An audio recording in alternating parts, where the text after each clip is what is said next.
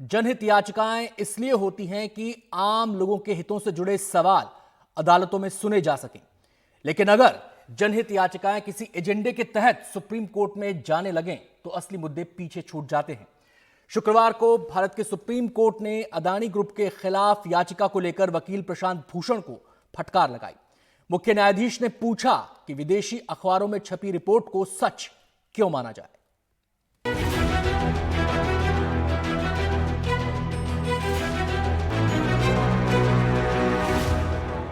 प्रशांत भूषण की पहचान जनहित याचिकाओं को सुप्रीम कोर्ट में उठाने वाले वकील की है। लेकिन शुक्रवार को अदानी ग्रुप के खिलाफ सुनवाई के दौरान सुप्रीम कोर्ट ने प्रशांत भूषण पर जो कमेंट किए वो उनकी वकालत के आदर्शों पर बहुत बड़ा सवालिया निशान लगाते हैं। भारत के मुख्य न्यायाधीश चंद्रचूड़ के नेतृत्व में बनी 3 जजों की बेंच ने शुक्रवार को इस पर सुनवाई की। विदेशी अखबारों में छपे रिपोर्ट को सच क्यों माने? हम ये नहीं कह रहे कि रिपोर्ट गलत है, लेकिन सबूत जरूरी हैं। प्रशांत भूषण अपनी ही एनजीओ की रिपोर्ट पर जांच चाहते हैं। साथ ही भूषण अपनी एनजीओ के जरिए रिपोर्ट छपवाते हैं और फिर जांच के लिए सुप्रीम कोर्ट आते हैं। हमने रिपोर्ट को लेकर ओसीसीआरपी से जानकारी मांगी। ओसीसीआरपी ने हमें एनजीओ से बात करने को कहा। खास बात यह है कि एनजीओ प्रशांत भूषण की है, तो सेबी ने ओसीसीआरपी रिपोर्ट को खारिज किया। ओसीसीआरपी रिपोर्ट विदेशी एनजीओ की है।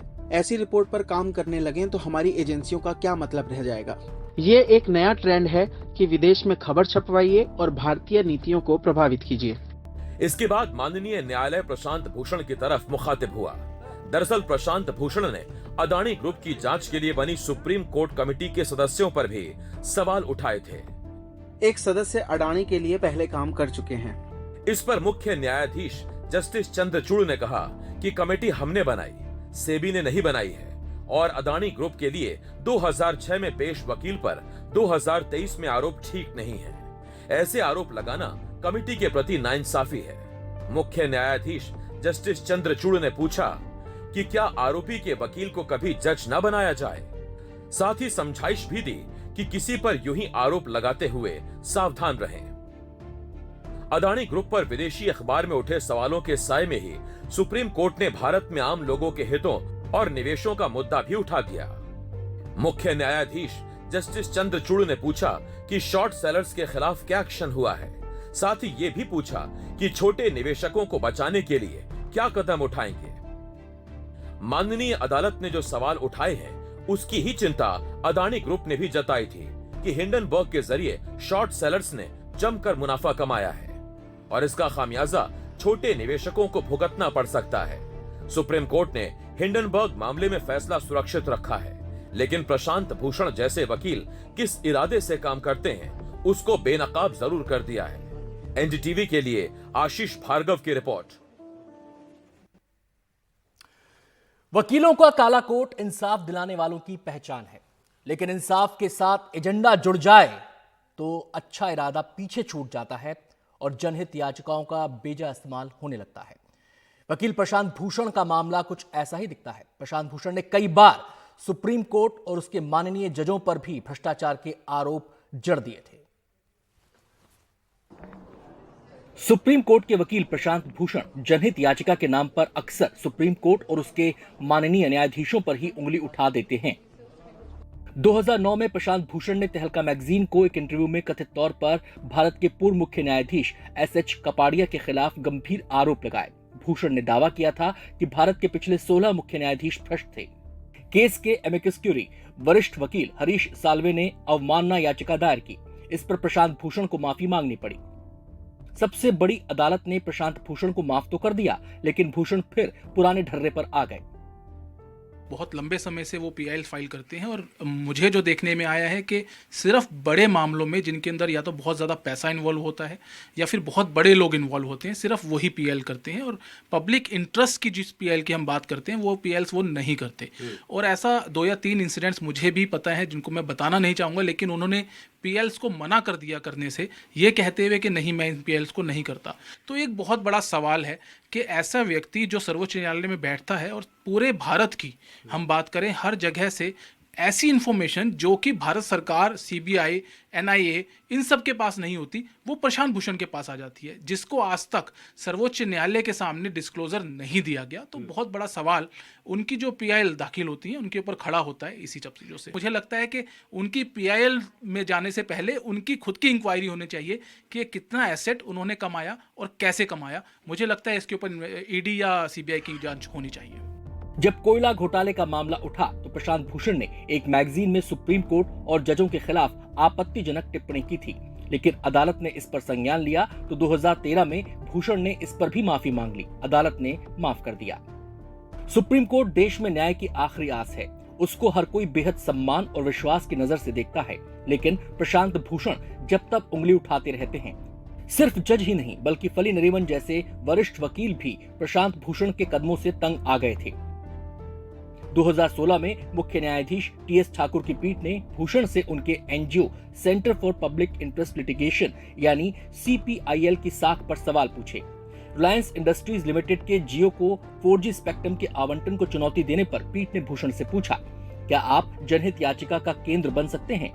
हमें इस बात से संतुष्ट होना चाहिए कि आपके पास एक समिति है जो शिकायतों की जांच करती है और केवल वास्तविक शिकायतों को ही जनहित याचिका में बदलने की अनुमति देती है।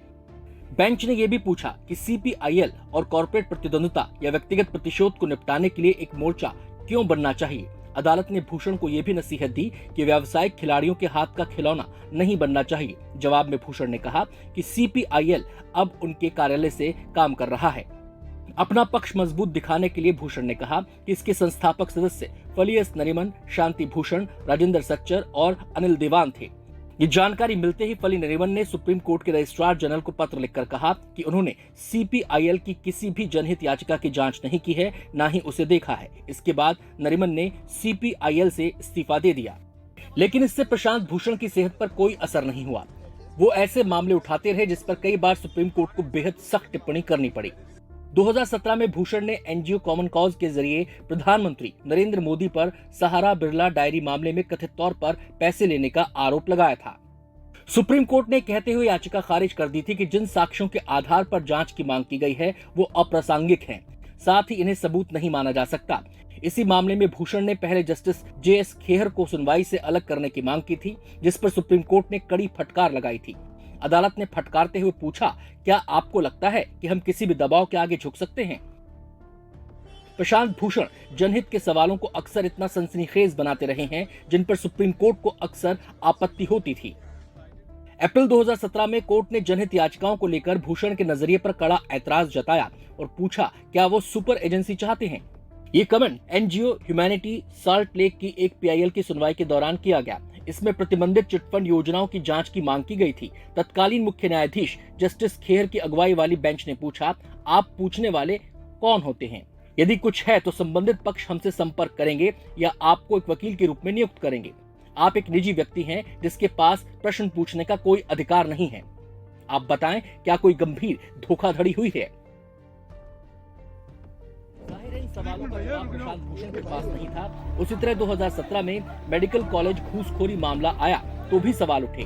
2017 में सुप्रीम कोर्ट ने citizens for judicial accountability and reforms यानी CJAR पर 25 लाख रुपए का जुर्माना लगाया। इसमें कथित मेडिकल कॉलेज घूस घोटाले की जांच SIT से कराने की मांग की गई थी। इसी मामले में पहले 5 जजों की पीठ की सुनवाई के दौरान प्रशांत भूषण ने सीधे सीधे तत्कालीन मुख्य न्यायाधीश दीपक मिश्रा पर भरी कोर्ट में आरोप लगाया कि FIR में वो नामजद हैं और इसलिए इस मामले से वो खुद को अलग करें। CJI ने कहा था कि भूषण आपक हो सकते हैं लेकिन मैं नहीं। उन्होंने ये भी कहा कि प्रशांत अवमानना के लायक भी नहीं। दूसरे वरिष्ठ वकील भी PIL पर भूषण के रुख को लेकर सवाल उठाते हैं।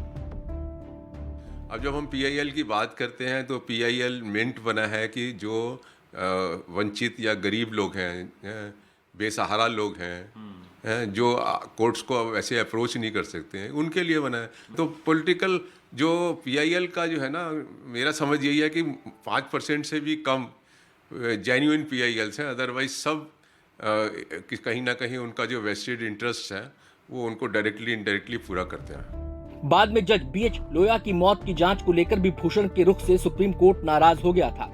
2018 में जज BH लोया की मौत की जांच की मांग करने वाली याचिकाओं पर भी सुप्रीम कोर्ट ने भूषण और CPIL की भूमिका की आलोचना की। अदालत ने कहा कि जबरन सबूत गढ़कर अदालत को गुमराह करने की कोशिश की गई।